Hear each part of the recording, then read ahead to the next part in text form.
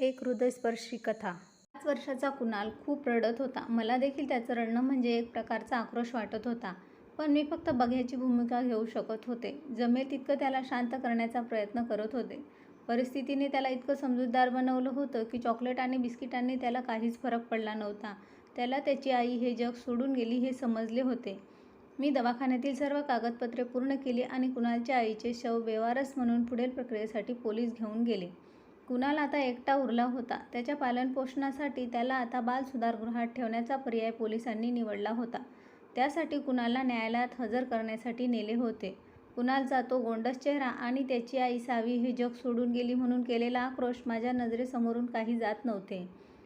पण काय करणार, त्याच्या आईने काही उचललेल्या पावलांमुळे आता कुणालला एकाकी जीवन जगावे लागणार होते. काय झाले होते असे? सावीची कथा दवाखान्यात सर्वांना माहीत झाली होती. सावीला एका ऑटोवाल्याने खूप सिरियस म्हणून आणून टाकली होती. तिला आणि कुणालला सोडून तो निघून गेला होता. सावीच्या सर्व तपासण्या केल्या गेल्या आणि त्याच्यामध्ये तिला एड्स कॉम्प्लेक्स झाल्याचे निष्पन्न झाले होते. खरं तर सावीला तिचा आजार माहिती होता, पण जेव्हा ती दवाखान्यात आणली होती तेव्हा ती शुद्धीवर नव्हती. आजारीही होती आणि बहुधा 2-3 दिवसांपासून तिने काही खाल्लेलं नसावं. सावीचा मुलगा कुणाल इतका गोंडस होता की त्याला दवाखान्यातील आजूबाजूचे रुग्णांचे नातेवाईक देखील खायला देत असत. तसेच दवाखान्यातील कर्मचारी आणि डॉक्टरसुद्धा त्याचा खूप लाड करत असत. त्याचे भोबडे बोल आणि त्याचा समजूतदारपणा सर्वांनाच आवडला होता. कुणीतरी त्याला घालण्यासाठी आपल्या घरातील जुने पण चांगले कपडे देखील दिले होते.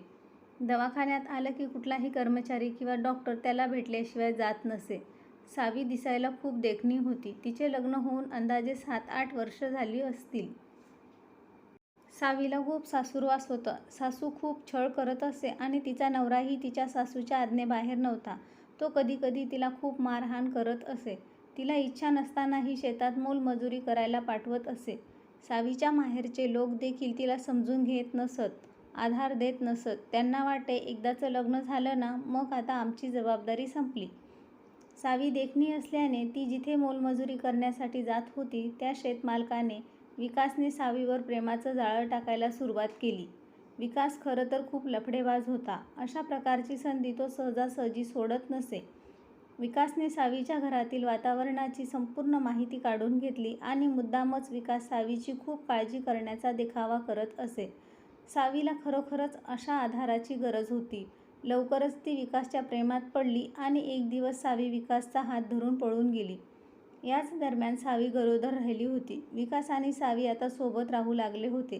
तिच्या माहेरच्यांनी आणि सासरच्यांनी आमच्यासाठी सावी मेली असे ठरवूनच टाकले होते. इकडे विकास तसा खूप लफडेबाज असूनही सावीने त्याच्यावर इतके प्रेम केले की तिच्या प्रेमासमोर तो देखील बदलला होता. सावीची खरोखरच काळजी घ्यायला लागला होता. पण सगळ्याच गोष्टी अशा घडत असताना विकास सारखा आजारी पडायला लागला. त्याला सारखं दवाखान्यात भरती करावं लागू लागलं. संपूर्ण तपासण्या केल्या गेल्या आणि विकासला HIV ची लागण झाली होती हे समजलं. ते कळल्यावर सावीची तपासणी केली. ती देखील HIV पॉझिटिव्ह निघाली. अजून कुणालचा जन्म झाला नव्हता. डॉक्टर आणि HIV काउन्सिलर यांनी सावीला गरोदरपणातील आणि प्रसूतीच्या वेळेसची विशेष काळजी घेण्यास सांगितली. जेणेकरून या आजाराची लागण सावीच्या होणाऱ्या बाळाला होणार नाही. कुणालचा जन्म झाला त्यावेळेस सावीने व्यवस्थित औषधोपचार घेतले, व्यवस्थित काळजी घेतली. त्यामुळे HIV ची बाधा कुणालला झाली नाही.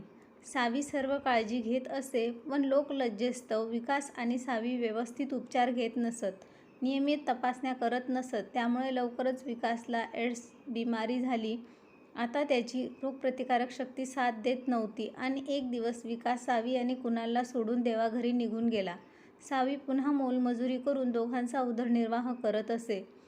पण विकासच्या जाण्याने ती मानसिकदृष्ट्या खचली होती. शारीरिकदृष्ट्या तिला देखील एड्सची बिमारी झाली होती. त्यात सावीला त्वचेची बिमारी झाली. त्यानंतर तिचं वजन कमी झालं, सारखा ताप यायला लागला आणि तिला काहीच करता येत नव्हते. एक दिवस उपाशी राहून ती रस्त्यावर बेशुद्ध पडली आणि तिच्याजवळ गोंधळलेला कुणाल. फारच विदारक दृश्य होतं ते. एका ऑटोरिक्षावाल्याने माणुसकी म्हणून तिला सरकारी रुग्णालयात दाखल केले होते.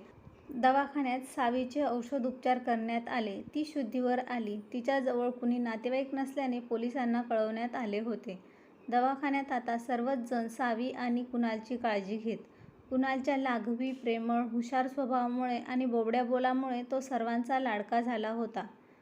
सावी दवाखान्यात ॲडमिट झाल्यावर फक्त 1 महिनाभर जगली. त्यानंतर कुणालला आता त्याची जगण्याची लढाई मात्र एकट्यानेच लढावी लागणार होती.